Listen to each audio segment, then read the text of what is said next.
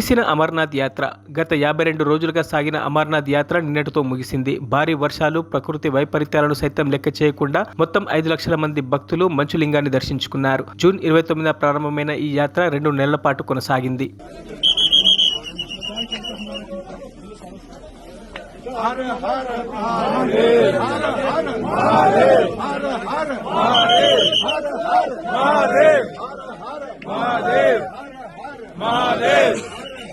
Mahadev Mahadev Mahadev Mahadev Mahadev Mahadev